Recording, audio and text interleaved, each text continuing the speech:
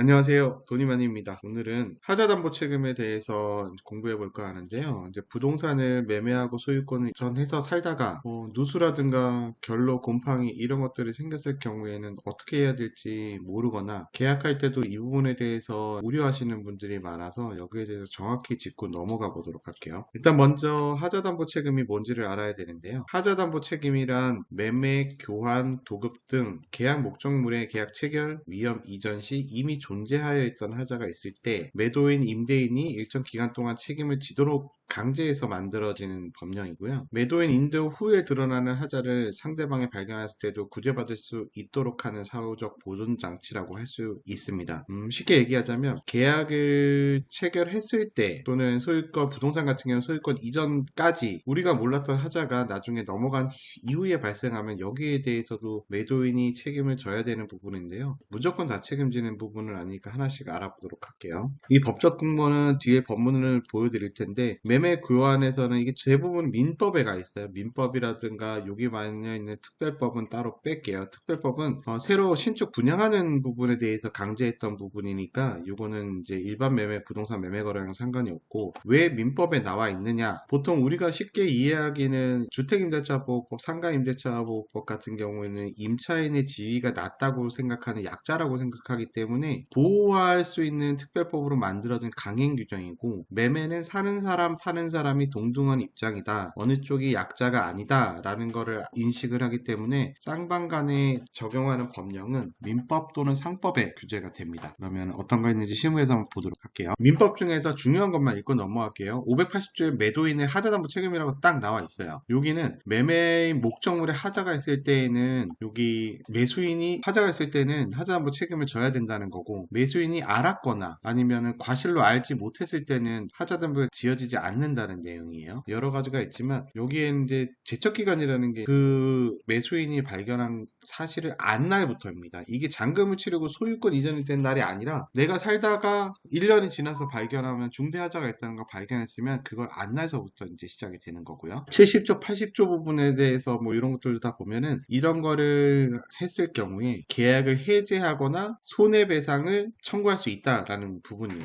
이 부분은 여기에 보면은 뭐 권리행사 기간에 이제 안 날로부터 아니면 계약한 날부터 1년, 3년, 10년 이런 게 나와 있는데 요거는 권리에 관한 기고요. 우리가 지금 알아보고 있는 건 물건 자체에 대한 하자의 부분이니까 이게 어떤 것들이 있는지 일단은 안 날로부터 6개월이라고 생각하시면 됩니다. 경매에는 이게 해당되지 않고요. 이것도 이제 뭐 반환받을 수 있는 부분이 있는데 법정이라든가 채권자한테 할 부분이 있는데 경매에는 이게 해당되지는 않아요. 네, 하지만 여기 채무자라든가 뭐 이런 데는 감액 청구를 할 수 있다고 나와 있고요. 임대차 같은 경우도 하자담보 책임이 이게 있는데 이것도 당연히 이것도 주택임대차보호법에도 있는지 제가 기억이 안 나는데 민법에는 이게 있어요. 그래서 사용 수익에 필요한 상태를 유지하게 해야 될 임대인의 의무가 있으니까 이것도 하자담보 책임 부분에 들어간다고 보시면 되세요. 그리고 여기 임차 목적물을 달성할 수 없을 때는 계약을 해지할 수 있다는 조항도 있고요.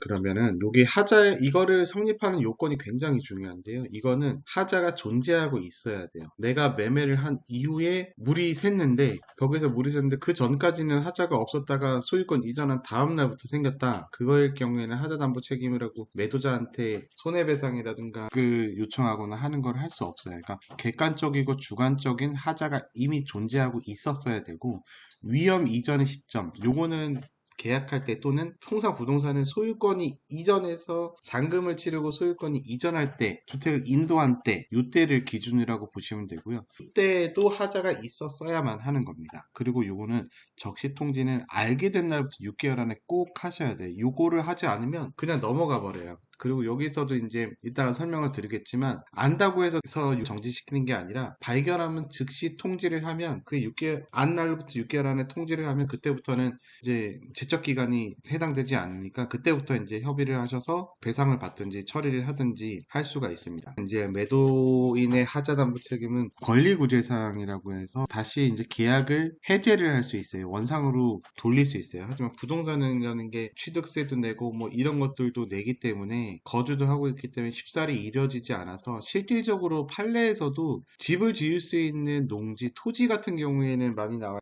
그렇지 않은 경우에는 부동산에 판례가 거의 없어요. 저도 계속 찾아봤는데 찾아보기도 쉽지 않아서 보통은 이제 상법과 거래라든가 뭐 토지에 대한 거래라든가 이런 거를 판단을 해서 제가 이제 안내를 해드리는 겁니다. 실질적으로 이게 소송까지 간 케이스가 별로 없는 것 같아요. 거의 못 찾아보겠어요. 판례를 찾아봐도. 하자가 중대하거나 이게 목적 달성이 불가능했을 때는 계약을 해지를 할 수가 있고요. 원상회복이 안 되는 상태 되죠. 원상회복이 되는데 이거를 해달라고 했을 경우에는 이게 부동산에서는 사실상 쉽지 않을 것 같기는 합니다. 대금을 감액하는 거. 하자가 있었으니까 금액을 깎아주세요라고 또 계약보다도 깎아주세요라고 또 청구할 수가 있는 거고요. 때에 따라서는 이거 같은 경우는 이제 매도자한테 원상회복까지 하고 손해배상까지도 청구를 할 수가 있습니다. 요 밑에는 하자보수 도급 임대차는 분양에 가는 거니까 넘어가도록 하겠습니다. 소멸시효 제척계약이랑 이제 면책특약인데 아까도 말씀드렸듯이 발견하기 안날부터 6개월 내에 행사를 해야 돼요. 7개월 지나서 하게 되면 조정 불가됩니다. 이거는 법 판례에도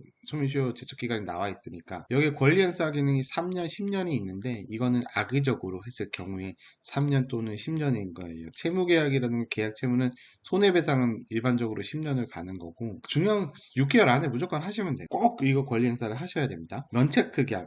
난 금액은 12,000만 원 깎아줬을 테니까 문제가 생기면 이제 네가 나 차례 하자보수 담보 책임은 나한테 매도자한테 유구할 수 없습니다. 이걸 특약 문구로 넣는 경우가 있는데요. 이거는 서로 동등한 입장이기 때문에 하자 담보 책임 면책 특약도 오케이. 이것도 법적으로 효력이 있어요. 다만 하자가 있었는데도 불구하고 알고 있었고 숨겼을 경우에는 이게 면책 특약이 무효가 되고 아까 말씀드렸던 주택법이라든가 건축법에 관한 분양계약에 대한 거는 강제성이 있기 때문에 이것도 면책 특약이 쓸 수가 없습니다. 우리가 중요한 건 지금 특정 물건의 하자거든요. 물건의 하자는 민법 580조에 있는데 아까 말씀드렸듯이 하자를 안날부터 6개월 내에 꼭 해야 돼요.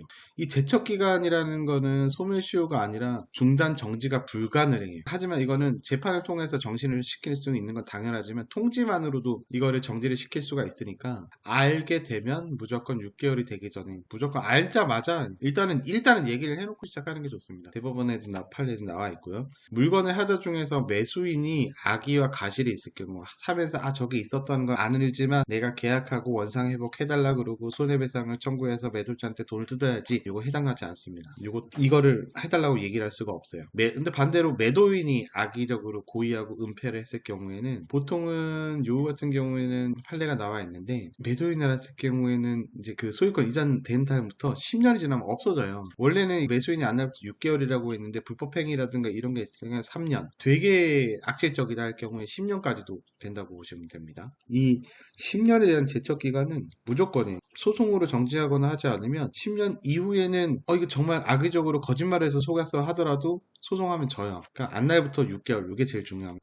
그 다음은 실무로 체크할 거는 사실상은 꼼꼼하게 매수자가 살펴봐야 돼요. 근데 거기에 장롱이 있고 냉장고가 있고 이 뒤에까지 알아보기는 되게 힘든 상황이니까 그런 부분에 대해서는 알지 못한다는 거는 선의로 볼 수가 있고요. 사실은 그때 당시에 도배지 상태에서도 누수랑 결로 자국이 있었는데 이거를 그냥 대충 보고 넘어가면 매수자가 과실이 있다고 인정돼서 또한 하자담보 책임을 주장하지 못할 수도 있습니다. 이런 거는 뭐 특약 부분도 특약 부분이지만 우리가 특약을 부동산에서 쓰면서 제일 문제가 되는 게 이게 왜 부동산에서 이렇게 쓰는지는 모르겠지만 잔금 치른 날부터 6개월까지는 중대 하자에 대해서는 담보 책임을 진다 라는 부분은 6개월이 지나면은 안 져도 된다는 면책 특약이기 때문에 굳이 이런 거를 작성해 가지고 할 필요는 없을 것 같아요.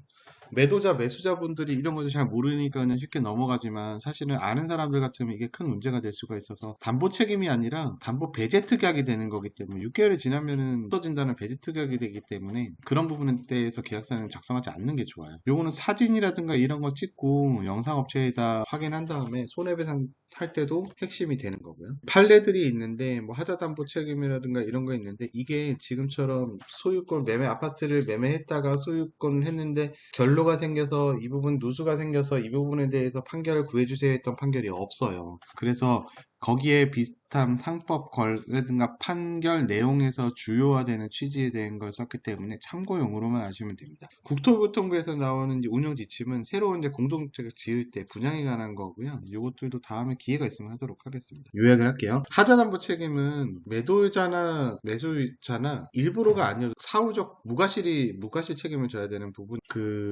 이제 그 당시 시점에 존재를 했었어야 되고, 이거를 또 6개월에 통지를 했었어야 되고, 이미 주관적으로 존재했을 때 세 가지가 필요하고, 계약을 해지하거나 감약하거나 손해배상을 청구할 수가 있어요. 발견 후에 6개월이 지나면 소멸이 되고, 이게 증거라든가 이런 게 기간이 핵심이라고 보시면 됩니다. 그럼 오늘은 어느 정도까지 설명이 됐는지 모르겠지만 짧은 시간에 설명에 대해서 포인트만 말씀드렸으니까, 이 부분에서는 민법에 대한 규정이라든가 이런 거를 찾아보고 계약 전에 부동산이라든가 아니면 전문가들한테 상담을 꼭 하시기 바랍니다.